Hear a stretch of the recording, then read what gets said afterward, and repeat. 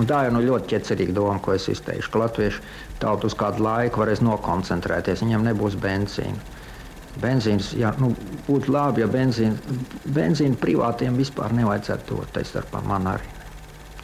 Lai viņi nebrauka apkārt. Un ja vēl nebūtu telefons, un televizors, un varētu rakstīt vēstules viens otram, un atkal savas domas, nevis kaut kā izkliegt pusfrāzēs, un ar intonācijām sarunāties, un pie telefona plātīties ar rokām. Un televizors, ja nebūtu, es domāju, ka mēs ļoti ātri savāktos tā visu.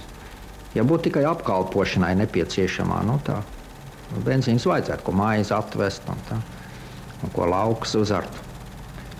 Bet tik daudz mums ir mašīnu, vieglo mašīnu, kuras brauka apkārt un nezinu kāpēc. Lai sēž mājās un padomā labāk.